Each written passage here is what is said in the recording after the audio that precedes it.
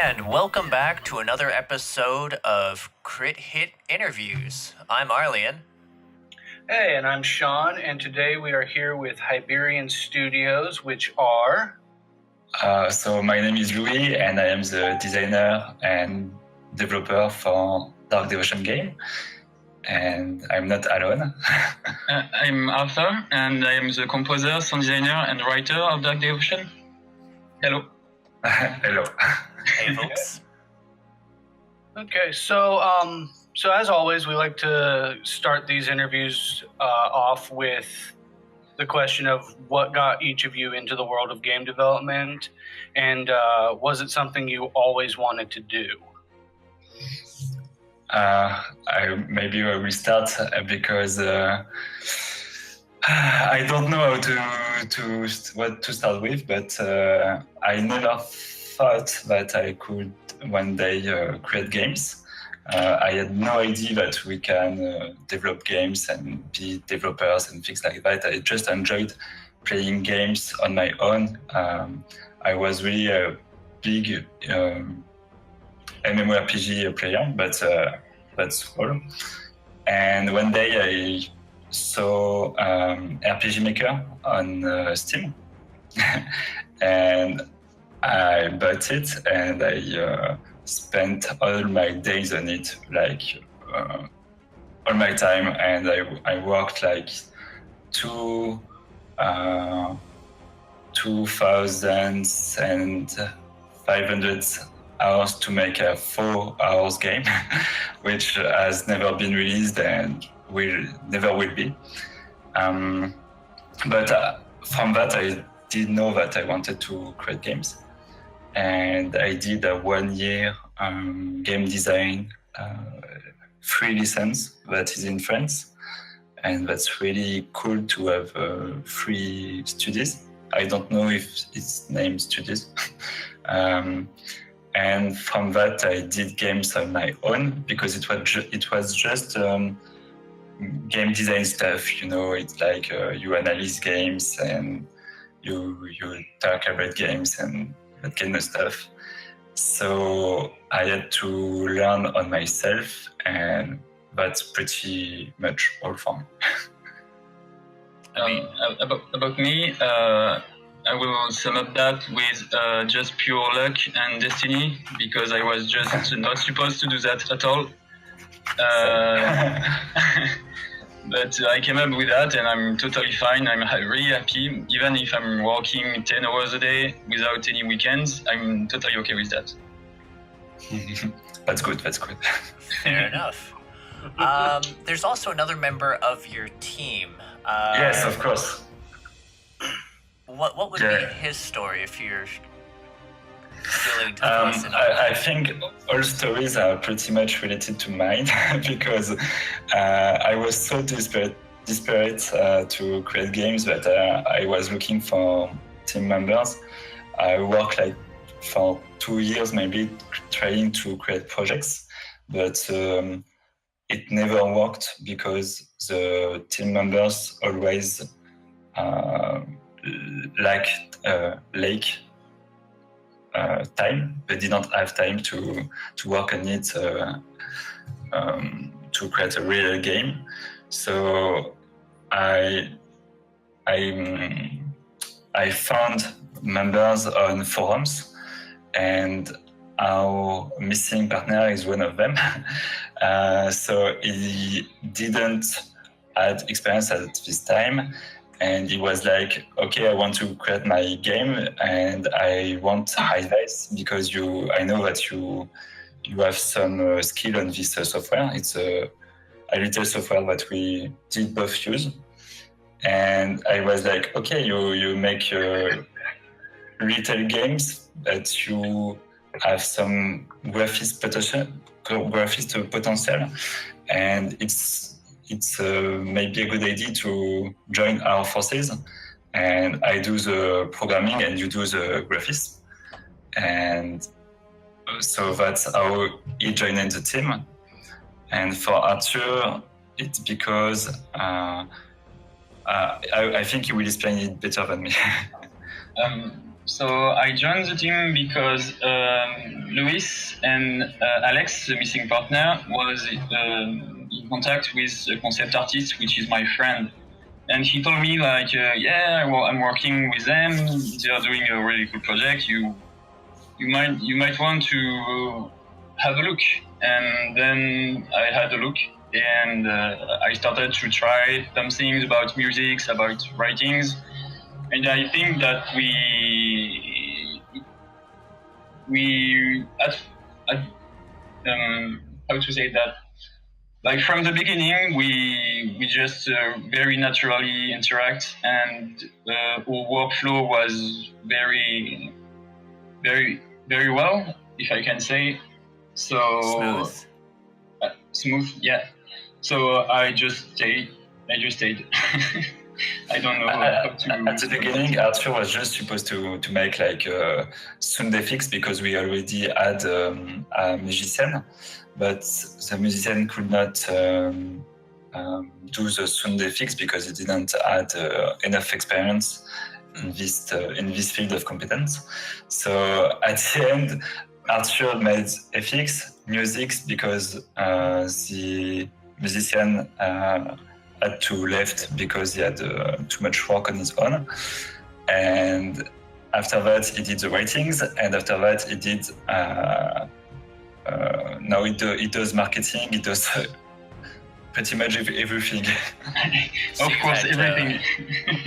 You've had to wear a lot of different hats in regards to like what you guys are doing for the project. Yeah. As in this, we don't have the choice. All right, fair enough. And that answered the question of how the team came together. Yeah, but I want just to make a little point, a little detour, to say that the story of the project is pretty chaotic because from the project started like 3 years ago, and at start it was just me like doing graphs and having ideas and designs and saying, okay, I have a great idea. I think I can do this game. I know I have the skill to make this game. And I was like, okay, who wants to make this game with me? And I was all alone. And I did programming for like 5 or 6 months on my own. And I had a big project. And I tried to work with graphists, but it didn't work well. And then I had some opportunities. We did a demo with one studio that did believe in the game but didn't have money, or the project was too young to be created. So they did work with us for 3 months. So we had a little demo that is online. You can find on my site, which is Louis Denizet website. I don't know if you can find me, but I mean, we can actually also link it in the. Yeah, I think it's We'll throw a link up on that to see what the game looked like 2 years ago, and then it didn't work well. The graphist did go on more studies, and I was all alone again. And from that point, the project did stop for 1 year, and 1 year after, I did find Alex. And Arthur, and the story began really at this moment. But just to say that this game has really an old background, and at this time I didn't play Dark Souls at all. So this game was really designed before any Dark Souls influence. That's really something I want to bring in the light. Okay. So kind of on that note, Dark Devotion, it does. A lot of people are saying it. It gives off that Dark Souls vibe, and that kind of idea of being a roguelike. What else can you say inspired the story and the artistic direction of the game? Okay, all right. Difficult to answer that since the pixel artist is not there about graphics, but I can tell for myself about Luis gave a really heavy base about the lore and the story, and so I composed everything thanks to that. And my main inspiration were like literature like Edgar Allan Poe or Lovecraft, or maybe French poets, romantic poets, all of this kind of things that I read when I was younger. For the artistic part, I would say that at the really basis of at the really base of the game was inspired by a game named Shadow Crypt, which is really a small Steam game that has never been played by many people, but it's a really hard game. I have never been able to finish this game, and it's really nearly impossible. And the game is pretty bad, actually. I felt that, damn, this game might be good, but it lacks so many things. And I thought that maybe we can add some things. And it was in a dungeon, and I thought, okay, we can have the same thing. And at the base, Dark Devotion was supposed to be really small, so we didn't really try to have our own background. But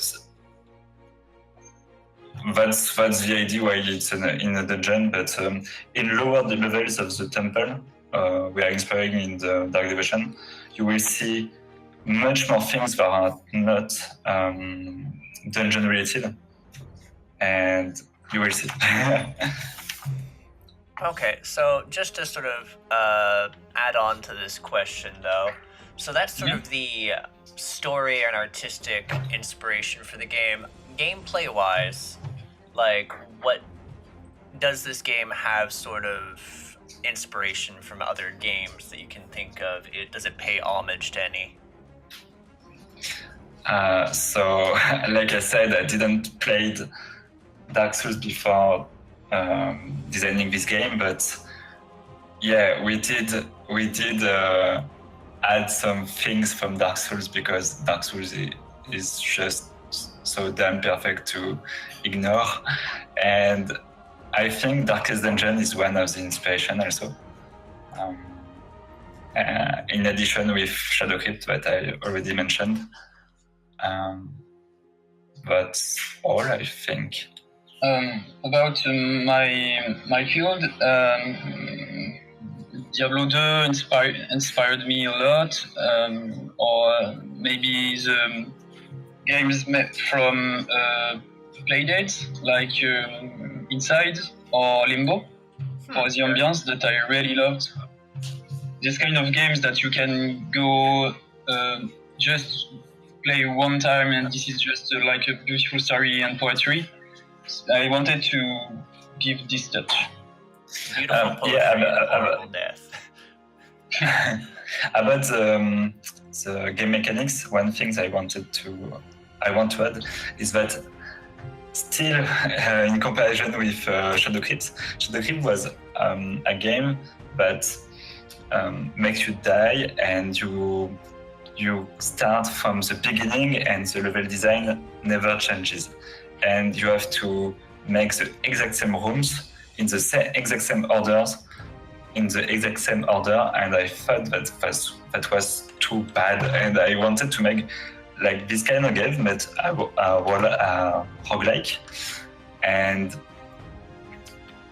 Dark Devotion was supposed to be a roguelike with random rooms, but while doing this, a friend of mine and I totally agreed with that, is that with a level design that is always the same, the player might be able to learn better the mechanics and do not do mistakes, but we still wanted to add some random things and things to discover in a level design that is fixed.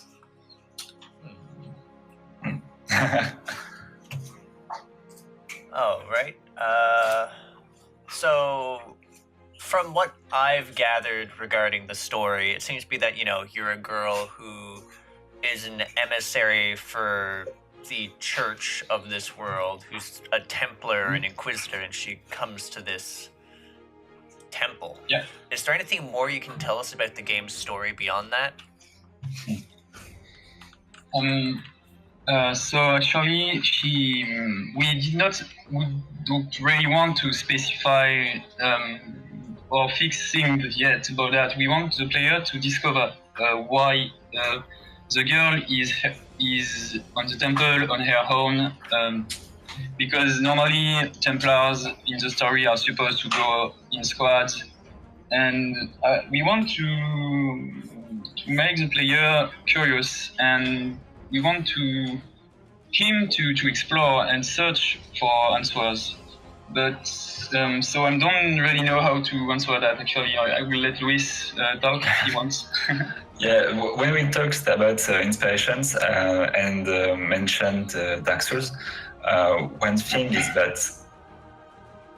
Dark Souls inspired us is the narration, because in Dark Souls is like too big to understand. I have to watch videos after videos to try to understand a bit of the story, and I think it's really amazing what we made with the narration, but it's too complex for us. So for me, it's too complex for me to understand. So we wanted still the player to wander, to be curious and understand by himself what is going on, but still letting him a bit more infos, a bit more details you can find in the game, with a lot of text, a lot of notes you can find on the ground that will explain what is going on in the temple. So yeah, you have to read this to understand something, and we don't want to spoil anything, I think. Oh, no problem. Fair enough. So you mentioned that it being, kind of a Souls-like game was sort of an accident. Totally. And that it was more intended to be kind of a roguelike. Yeah. So in that vein, what do you think is going to give your game, kind of that edge to stand out against the crowd in a market that's kind of becoming increasingly flooded with games of these genres? If I can say something first, we are oftenly compared to Dead Cells, Blasphemous, or any kind of pro games like that, and we feel a bit uncomfortable because we are pure indies and we are not pros at all, and we are asking ourselves these questions. We want to give a really deep experience to the player about, like we said, the deep background story and all these little details that we like to put anywhere on the game, like about maybe little graphic details to understand the story, or notes, or NPCs. Everything has its own background in the game, and I think that's a strong point. Talking about the game mechanics, that's a bit simple, but we have reached a level where the game is really rewarding. So we are trying to stand through this crowd, like you said, but through these details. Yeah, I think that what Arthur just said is really important, that we are compared to people we should not be compared to. Right. But that's really cool. But it's really stressful too. Because, as I mentioned, the game was really intended to be really, really small, and it was not even going to be this big. It was going to be a little game that will make a little money, and right now we are making a ton of features, and we we did increase the quality of the game like 100 times, and I think now we have something pretty good because just to bounce on my own words, like we did all learn by ourselves. We didn't make schools. We didn't make programming schools or graphic schools. Like we did all learn by ourselves, and that is really not related to what I am saying, but I think it's still something to have in mind. But we increase the level of quality, and to what will make this game stand out of the concurrence is maybe simply that we did spend a lot of time on it, and we did the runs like 100 times. We can cross the temple without even opening our eyes. I think we know the temple really perfectly. And one thing we did observe is that we did so children play the game in an event and be able to beat boss like first time. Like they can kill bosses for the first time, and they are so happy, and the game mechanics respond well, and they are so rewarded because the game is pretty hard but also rewarding.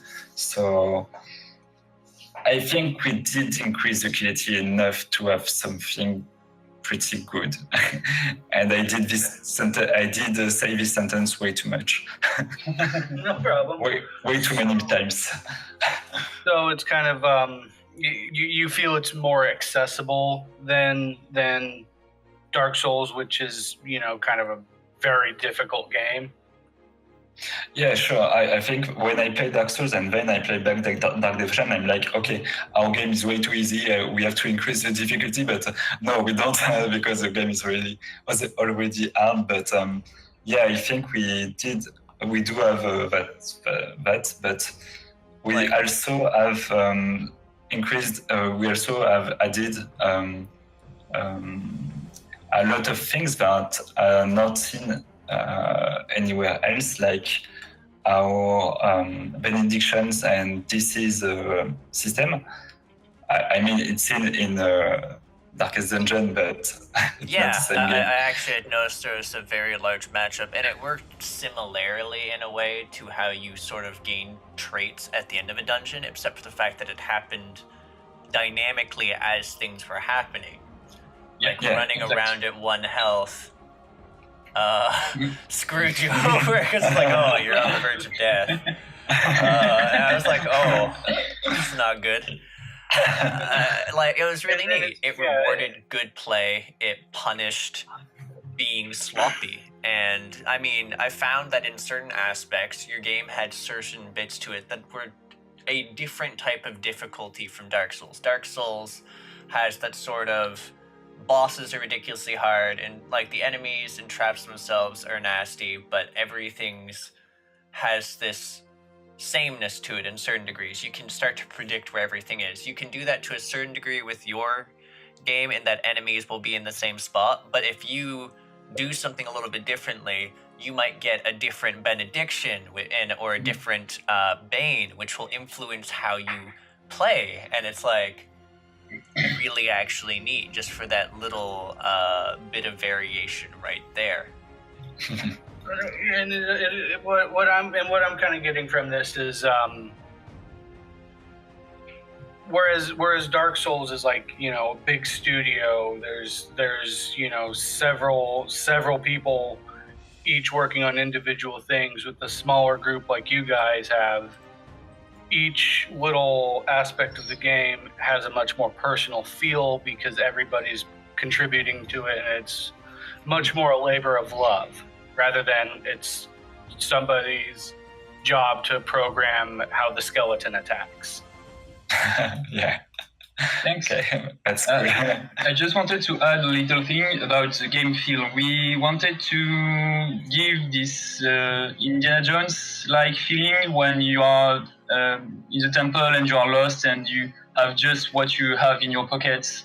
And we really wanted to put this very like a strong point. Like you have to do, you have to go forward with what you have. This is really important in the game. Actually, the game is not really hard. You can do all the game without getting hit a single time, and it's more like getting the right mood, the right state of mind, and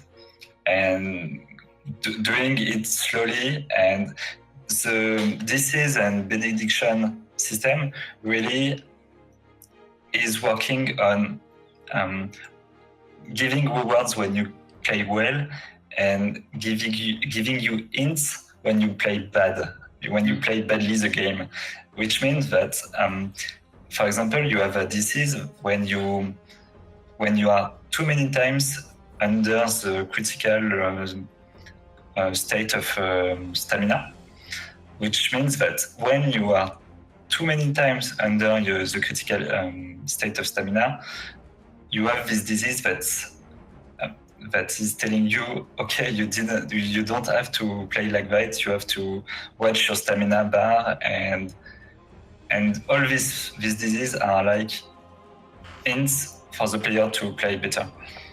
Okay, so it's like it's intended to teach you how to better play by punishing bad sloppy decisions. play. Yeah, it's actually exactly. like, and they're not a permanent screw over, because there are ways in the game that you can actually reverse them. But as per a game that at least has taken some inspiration from Darkest Dungeon, to lose those diseases, you need to use like med kits that take health, and they. Yeah. So you get damaged. By the way, I used one to remove a disease, and it put me to 1 health, which dropped me to like not negative, but dropped me to like almost dead, which then caused another disease when I walked on for walking around at too long. I was like, okay, lesson learned. Sometimes how it ends, it can be funny and pretty tricky. It's just like okay, this happened because I did this, so don't do this again. Yeah, exactly. And it rewards playstyle too, which is, I think, something that's really nice, because it reflects a bit of the player's decisions. It also helps people that are having a hard time with the game. Like if you didn't kill any boss for 20 minutes, you will have a benediction all the time that gives you health each time you enter a new room. Oh, that's where that came from. I got it because I'd normally like explore around all the enemies and all the rooms and take my time, so I just get that. And I was like, where did that come from? You have 2 or 3 benediction like this that pop when you are having hard times, but maybe we will add more to give player benedictions depending of what they did in the previous run. That would be interesting. So, like if they did die on spikes, maybe they will have a benediction that will help them against spikes, maybe. That sort of thing. So, just a question pertaining to this: is there going to be any systems in place for people who really like challenges, like the option of possibly taking on like a disease, a downside in exchange for some sort of perk? Because there's always going to be people there in the crowd who are like, I'm gonna run around at 1 health. We did not think about that yet, but it's an interesting idea. Yeah, that's something I don't like personally, because I hate games that have success. I don't know the English term. Achievements, maybe. Steam rewards. I don't know the little Steam. Oh, it's not just for Steam rewards though. Some people just do this for the sake of it. I've done it. I walked through. Okay, but I hate the Steam rewards that are like, okay, do Final Fantasy VIII with Squall level 1. Finish the game with Squall level 1. I think it's absurd, and I don't get why you would do that. But one thing I like is optional difficulty, and the game works with a lot of different paths. Routes? Yeah. So each road has different bosses, and you just have to go to the world boss to get to the next world. But you can just say, okay, I want to explore, and maybe you will find boss that are harder than the world boss, and they will give you great rewards, and maybe you will find some notes on the ground at this place that will tell a lot of things about the story, and you have a lot of things that are optional difficulty for the players that want it, but we didn't really think yet of a kind of system. But one thing I think we will add is that when you start the game, when you died and you came back to life, you came back to life, you have like a bandage weapon. And it's really the weakest weapon in the game. You have. Oh, I you know. Can... I found it out by personal experience. That you can't do anything with that. And during an event, we had someone that did want to make the game with this weapon, and he did do great stuff. He did go to the first boss and nearly killed him, and we were all like, oh my god, he's doing something we had never done, and it's so cool. And the player himself was too happy to do this that was supposed to be impossible. So maybe we will add some rewards for players that want to do stupid stuff. Hooray! Like So Arlyeon. But yes, so totally like me, because I did like the level 1 run of Shrouded Insanity. I tried to do a bandage run of I did try to do a bandage run for the demo of Dark Devotion, and I got up to the library boss with just bandages. And then I died. And then I died horribly. The library boss is the boss with white hairs. It was pretty great. The one with the shield, specifically.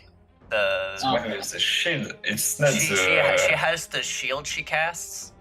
Okay. Yeah. So that's a really good example, because it's exactly what I was saying earlier. It's a boss that is way harder than the world boss, and it's totally optional to fight her. But if you fight her and defeat her, you will have something that is related to her, and each boss gives you and each enemy can loot something that they use during fights, which means you can have something that she has, but I won't say what. If I take a wild stab, it would probably be one of her spells, in which case do one. Maybe. But I mean, other than that, so you've mentioned like there's going to be optional boss routes. How many things? Actually, you know what? I'm gonna pause for now. Sean, you had a question you wanted to ask. I'm staring at you really intently across the internet. So unrelated to the game, we like to have a little bit of fun at Crit Hit, and so unrelated to the game, if you guys could meet and talk with any prominent historical figure, who would it be? Oh damn! Someone that died, right? Anybody. Anybody. Just like anybody, any prominent figure, yeah. Damn, I have no idea. Arthur, let's say what you have in mind, so I have some time to Google. I'm afraid to say that because I'm going to begin to say bad jokes, and I don't think it will fit in the interview. Oh wait, hey Sean, are we allowed to pick folklore? Sure. Okay, Bacchus. Party hard. I will have a conversation with Bacchus because that'd be great. What is Bacchus? Greek god of like wine and party, Yeah, basically. exactly. Yeah, I see. There we go. What about you, Sean? I've always thought it would be cool to meet Rasputin. Oh, why?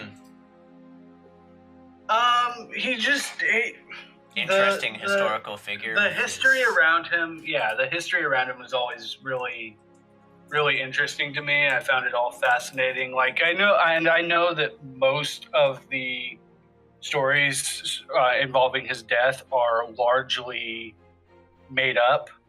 But they're actually, even for the actual story, is pretty impressive. Yeah. Yeah. Okay.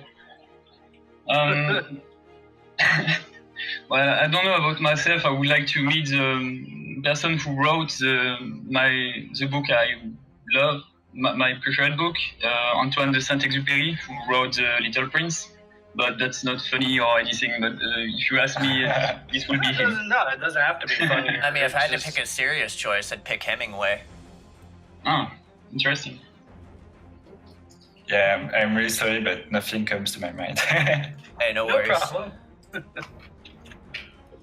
So yeah, we've talked a bit about just mechanics that are there to hinder assist, and a bit about some of the secrets in the game. So I'd just like to clarify in this, what sort of secrets will players be able to find in Dark Devotion? For example, is there going to be things like the wall chickens that exist in Castlevania?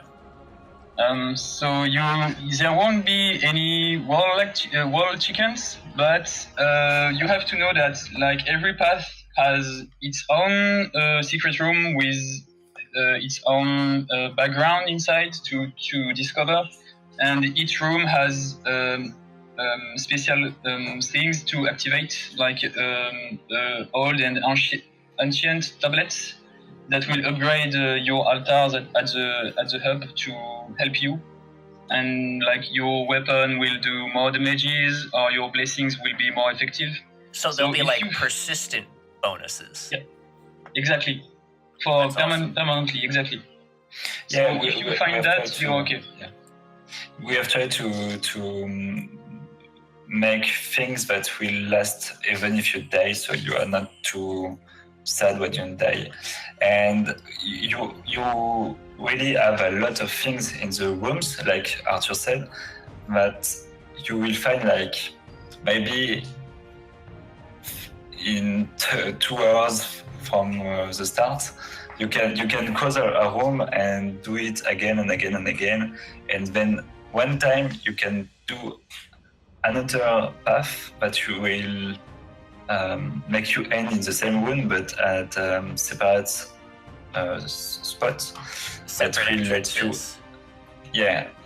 So you have a lot of secrets in each room, and you really have to make a lot of friends to understand what are all the secrets.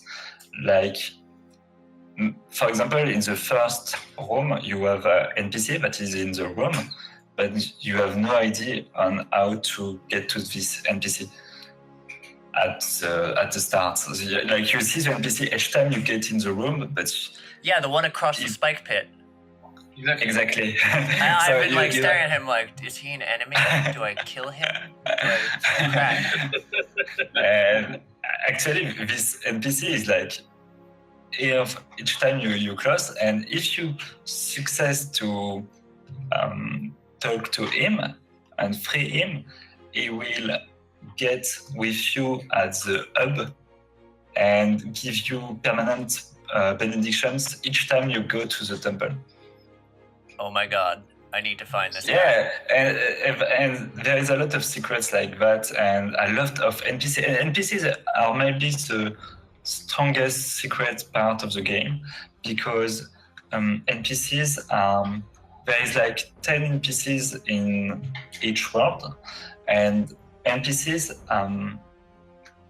can have conversation with you depending of what you did in your run, which means that some NPCs are related to boss, for example, and they won't tell you the same things, and they may give you some really epic stuff if you did kill one specific boss in your run, which means that if you did not, you will just talk to him and he won't say anything interesting, and you are like, okay, I am really missing something here. He probably has something more interesting to say than that, and I think it's really something important. What do you say, Arthur, about that?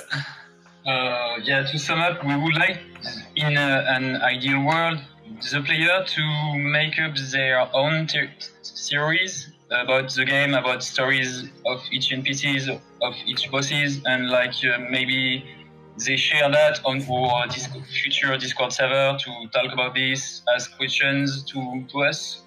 Yeah, we really would like to interact with the community to talk about that. One thing interesting is that the story is all written. Like we have everything that is already written, but we don't want to give everything to the player. But we would love to see if what they think is what is really the thing we had in mind. Just kind of encourage people that like to develop game theories to And lore hunt. present their own theory. Yeah. Awesome. Yeah, that will be so cool.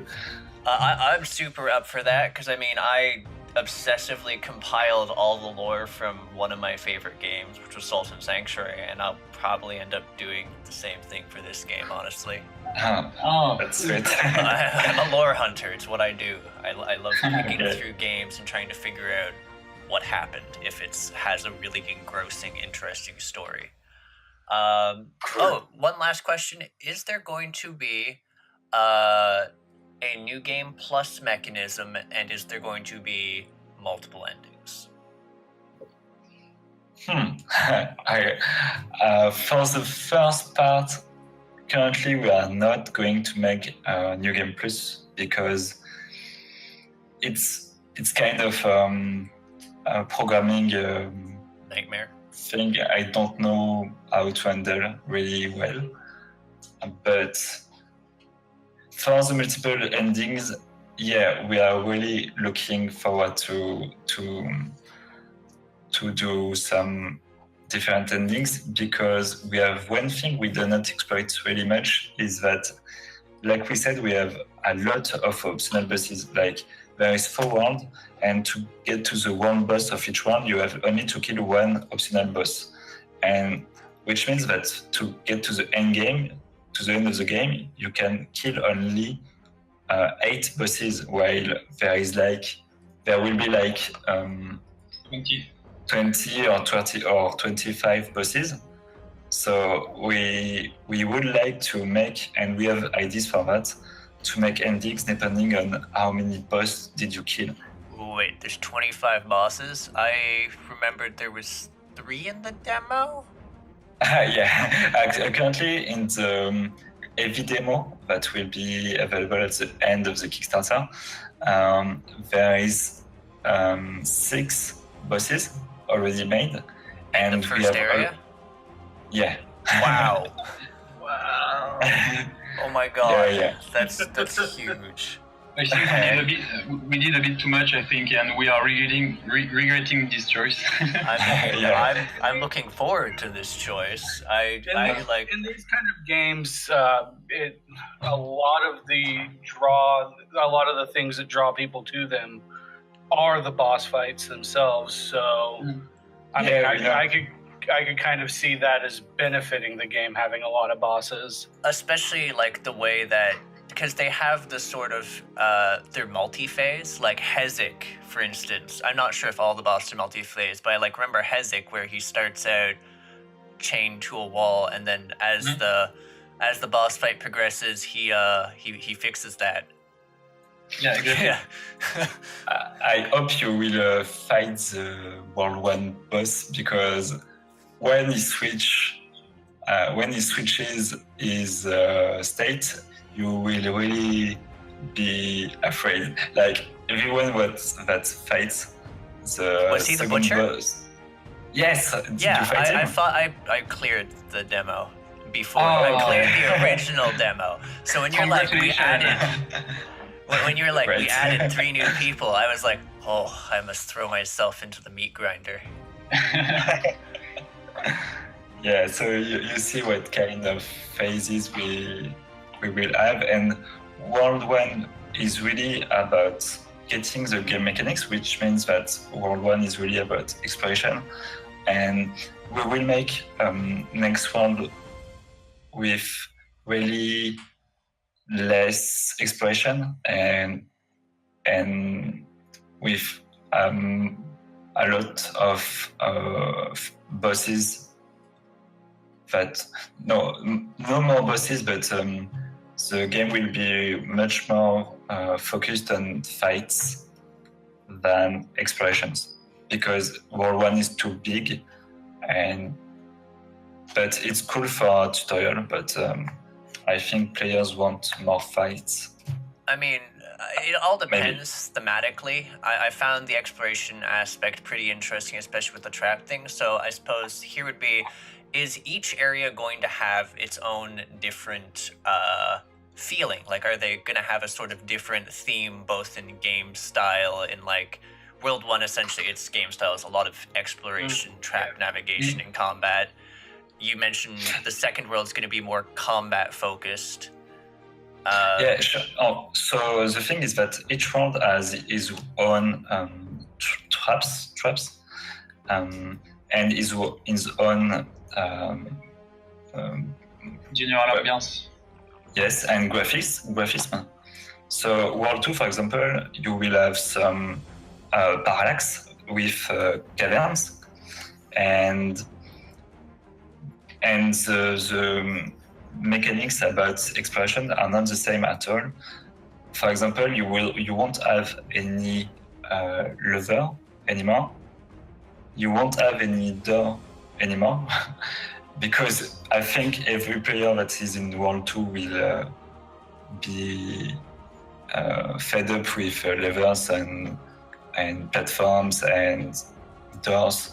So in World 2, for example, you will have new mechanics, new traps, and the kind of mechanics we add is Like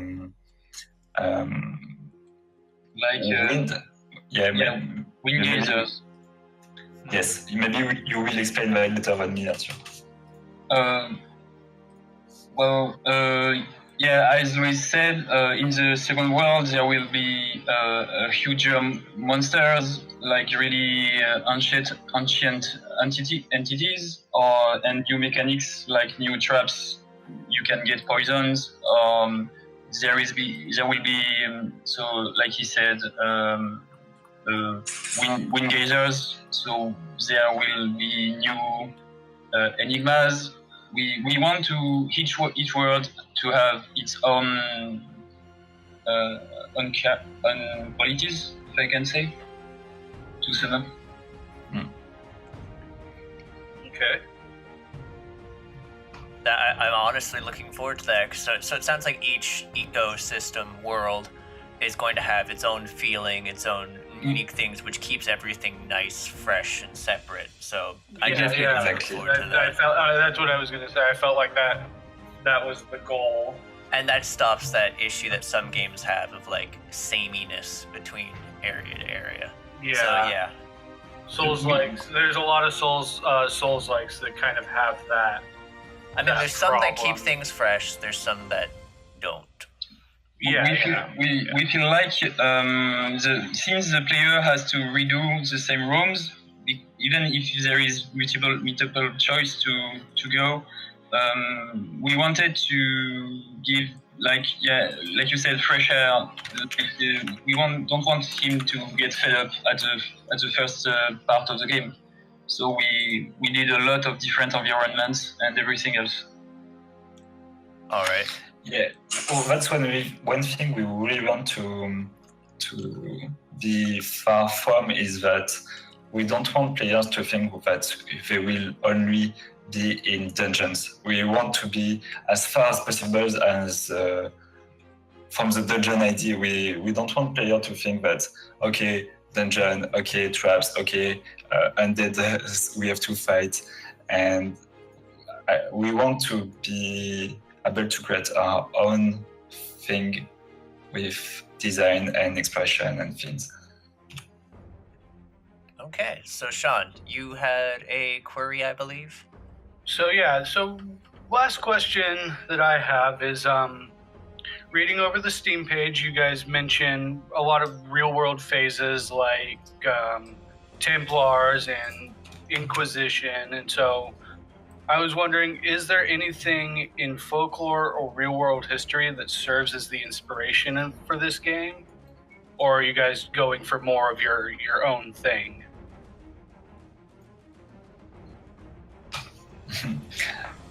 Go on, Arthur, go on.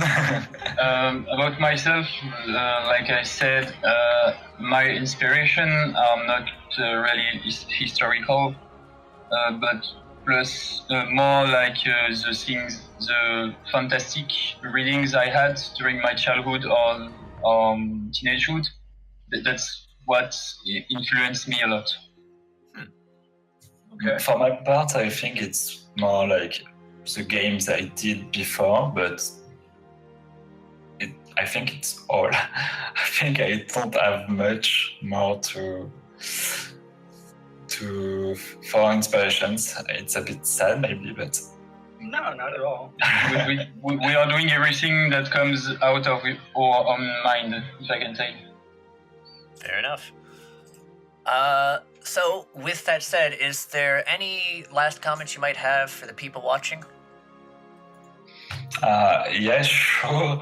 The first thing is that we are launching a Kickstarter campaign the September 8th. So if you ever want to play the game, there will be a free demo that you will be able to download at this time. And also, maybe one thing we didn't mention is that we think that the game has some speedrun potential, because we don't even know what is the fastest way to finish the game, because the level design is really how to say there is a lot of choices. Maze-like. Yeah. So we added a timer in the game, so you can know from the timer. So I don't know how to say that, but there is a timer in the game that tells you from how many time you are playing. So it's a little tool for speedrunners, maybe.